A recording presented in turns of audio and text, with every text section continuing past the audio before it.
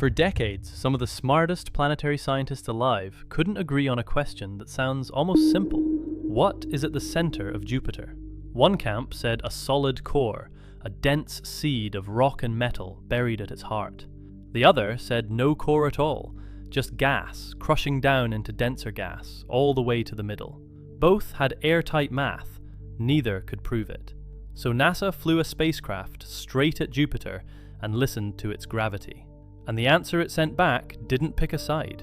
It proved both camps wrong at once, and what's actually down there is, in a quiet way, more unsettling than a black hole. This is First Signal.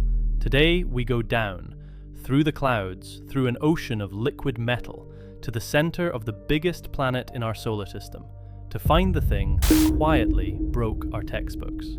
First, why anyone argued about this? Because it isn't trivia. How a giant planet is built tells us how giant planets form, and that shapes how we read every gas giant we found around other stars. The first camp's story was clean.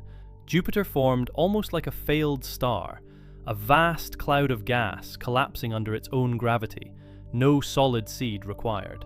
If that's true, fall into Jupiter and you'd never hit anything. You'd just keep falling as the pressure climbed. The second camp's was just as clean. Heavy stuff, rock, ice, metal, clumped into a solid core first, and only then did gravity bury it under hydrogen. A planet with a hard heart. Both fit the data, and for decades there was no way to check, because you cannot see inside Jupiter. The cloud tops are a wall. So, in 2016, NASA put a spacecraft called Juno into orbit, with a completely different way to see. It doesn't photograph the interior, it feels it. On each pass, Juno drops to within about 4,000 kilometers of the cloud tops, and Jupiter's gravity grabs it. Every lump of mass buried deep inside tugs the spacecraft a little differently, and Juno measures that by how its radio signal shifts, down to velocity changes of about 1/100th of a millimeter per second, slower than the hour hand of a clock. Orbit after orbit, it built a map of Jupiter's insides, roughly 100 times sharper than anything before it. Both camps had made specific predictions about what that map would show. Neither one was right.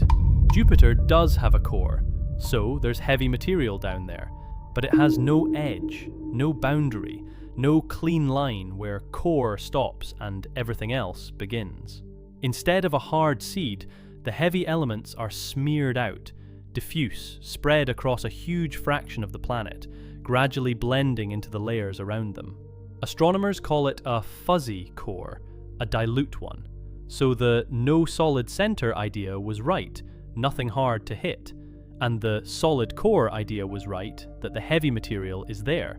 Both were wrong about the thing they were fighting over, because the truth wasn't solid and it wasn't absent. It was dissolved, and almost nobody had predicted that. And the layers Juno mapped aren't neat shells either. They're irregular, blobby, lopsided. The inside of Jupiter is messier than anything we ever drew. To feel why no edge is the unsettling part, you have to know what you'd be falling through. Below the clouds, the pressure rises fast, and hydrogen stops behaving like a gas. It's squeezed into a liquid, and deeper, crushed into something we almost never see, liquid metallic hydrogen. Hydrogen compressed so hard it conducts electricity like a metal. An ocean of liquid metal, tens of thousands of kilometers deep, churning around the planet. And that ocean is what powers Jupiter's magnetic field, the strongest of any planet in the solar system. So picture the fall honestly. You sink through the clouds. There's no ground coming.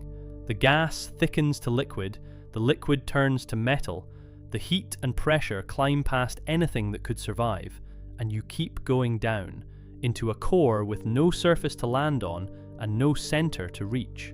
It just gets denser and fuzzier and never resolves into a place. And that's the comparison worth making carefully, because it's easy to overdo. A black hole is terrifying, but it's definite. It has an edge, the event horizon. It has a center, a single point, a clear line you cross. Jupiter is the opposite kind of unsettling. No line, no edge to cross, no floor to hit, no heart to find. Just an endless, crushing descent through metal into something that never quite becomes a thing. So how do you end up with a core that's dissolved? The honest answer is we're not sure, and people are still arguing.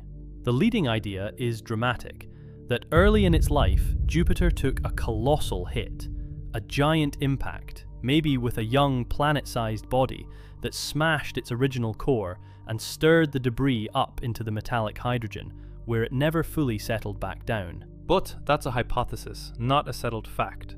What is settled is the gravity data. The core is diffuse, the layers irregular, and our two clean textbook models are both gone. Here's what stays with me. We've mapped Mars rover track by rover track. We've photographed planets around other stars. And yet, right next door, the biggest object in our solar system after the Sun, a planet you can see with your naked eye on any clear night, we didn't actually know what was at its center until a few years ago. And when we finally looked, the answer was that there is no clean center, just a vast, fuzzy metal heart that refuses to be one thing or the other. We'll come back to this as Juno's final data gets read. The messiest planet in our backyard isn't done surprising us. Until then, keep looking up. This is First Signal.